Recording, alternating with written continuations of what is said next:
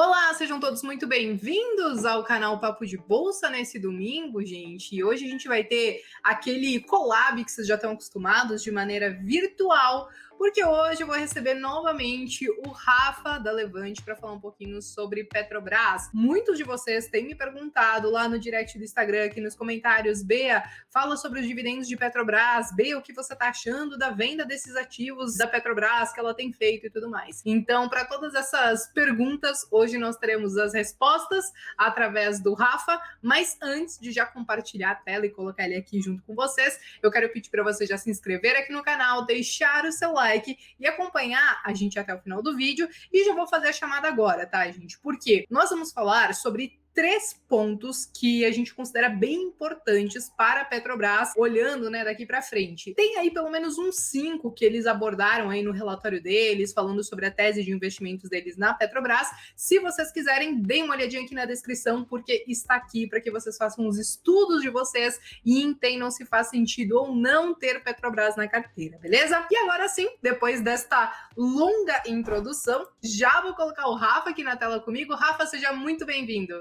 Obrigado, Bea. Tudo bem? Como é que você tá? Tudo certo, Rafa. Eu quero já começar te perguntando aí sobre um dos principais aspectos que as pessoas também têm me perguntado, sobre a Petrobras. Eu vi, né, através do relatório que vocês encaminharam para a gente, que a Petrobras tem sido uma recomendação de vocês, que tem alguns tópicos aí que fundamentam essa tese de vocês, mas um que me chamou a atenção e que é um ponto de dúvida de muitas pessoas é sobre a venda de ativos não estratégicos da Petrobras. Como que ela está fazendo isso e o quão importante é isso para ela? Bom, vamos lá, né, Bea? Bom, se pensar na Petro, né? Ela faz tração, produção, refino, venda, comercialização de petróleos e derivados, né? No limite, ela fazia gestão de loja de conveniência de posto de gasolina.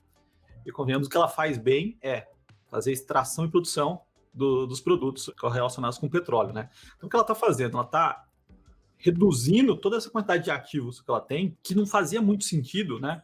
E focando no que de fato ela sabe ganhar dinheiro, que é a produção e a exploração de fato ali, né, de petróleo. Então isso de alguma forma ajuda, né? É uma questão de foco, né? Imagina uma empresa que grande parte do resultado vem dessa operação, ter que gerir outros business, um monte de outros business, inclusive com posto de conveniência em posto de gasolina. Não tem nada a ver.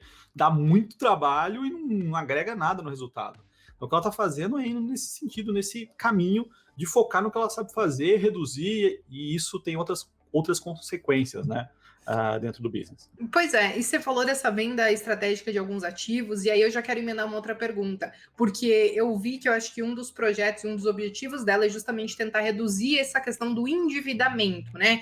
E aí você acha que essa venda desses ativos, e talvez com mais alguma outra ação que ela está fazendo nesse momento, isso pode contribuir para a redução desse endividamento? Sim, então eu acho que assim, ela já está mostrando assim uma queda forte na dívida, né? Então, se a gente pega aí nos últimos anos, a dívida dela caiu fortemente. O grande problema da Petro foi o endividamento, né, lá atrás. Hoje está, pegar nos últimos anos aí, no menor nível. Então, ela está conseguindo gerar caixa com operação e com a venda de ativos. Então, quando pega ativos maiores, né, TAG, o follow-on da BR Distribuidora, tudo isso ajuda bastante na redução do endividamento, mas a operação por si só dela, né, mesmo com toda essa volatilidade do petróleo, gera caixa. A gente viu esse ano aí um ano sensacional para a Petro do lado de geração de caixa. Pois é, Rafa, eu acho que essa questão do petróleo as pessoas têm muitas dúvidas, né? Porque a gente viu no início do ano uma crise, vamos dizer assim, do petróleo, a gente chegou a ver ele a trabalhar no campo negativo, coisa que a gente não tinha visto antes, né? Como que isso acaba impactando a Petrobras, né? Porque qual é o petróleo em si que a gente deve ficar de olho também quando a gente quer fazer os nossos estudos da Petrobras? Bom, vamos lá, né? Tem dois tipos, o WTI e o Brent. WTI, a gente está falando de Estados Unidos, né? A região ali do Texas. Brent é o negociado em Londres, que é o nosso padrão. Então a gente sempre olha para lá e ele não chegou a ser negociado negativo, ele chegou no próximo a $20. Então, se pensar que o petróleo caiu do início do ano ali 65, $70 para 20 e agora voltou aí para 45, quase 50, tem uma queda. Entretanto, como ele vende combustível, ou todos os combustíveis, né, são reajustados de acordo com o preço do petróleo e o petróleo em dólar, né? Então, o dólar saiu de 4, bateu 5,60. Então a média aí ajudou bastante. A elevação do dólar contribuiu para amenizar a queda do petróleo de alguma forma. O impacto não foi tão grande, né? Pelo contrário, a gente viu os resultados da Petro aí que foram positivos. Assim. E agora eu acho que a gente vê uma recuperação, talvez, do petróleo. O dólar ainda continua em patamares altos, apesar de um leve recuo aí nesse último mês, mas ainda assim eu acho que a junção desses fatores podem contribuir para ela aí nos próximos períodos, né, Rafa? Uma outra pergunta que eu tenho para te fazer é sobre a questão do pré-sal. Por quê? Eu acho que tem, inclusive, a ver com essa própria questão do petróleo, né? Porque a partir do momento que você tem o barril de petróleo sendo negociado a X valor, você pode entrar num campo de produção negativo, num preço negativo ou positivo, porque às vezes você vai estar tendo um custo maior do que o preço do barril do petróleo está custando. Como que funciona para a Petrobras essa questão do pré-sal? Porque até então ela consegue ter um baixo custo na extração desse petróleo, né? Sim, o custo da Petro é extremamente baixo no pré-sal, assim, é fora da realidade. Uma das coisas que eu bati muito na tecla durante a própria crise é que não fazia sentido. O petróleo não ia ficar a $20. Porque a maioria dos países, o custo de extração está acima de $20. Então não tem como, né? No médio prazo, os ofertantes, né, começam a quebrar, porque eles começam a ter um déficit de caixa, e o mercado se regula. Então não fazia o menor sentido. Quando a gente olha para o pré-sal exclusivamente, né, tive no último TRI aí, com o aumento do dólar, né, o custo da extração sem o afretamento, abaixo de $3. Assim, é um custo extremamente baixo, logo depois tem imposto, tem frete e tudo mais, mas é um custo muito baixo, onde tem uma vantagem competitiva gigantesca. Então, isso é importante para Petro, sim, que a gente vê, né? Isso tudo se reflete no... Quando a gente olha para Petro, né, e commodities, o importante sempre, né, eu sempre friso bastante, que é olhar para a geração de caixa. Então, às vezes o lucro não reflete, de fato, se a empresa está ganhando ou perdendo dinheiro. Por isso que é importante olhar para a geração de caixa, nesses cases, e a gente vê uma forte geração de caixa, né? O endividamento da Petro, até vou colocar aqui, se a gente pensar aqui nos últimos trimestres, tá? Vou pegar no terceiro TRI de 19, estava em 75 bi de dólares.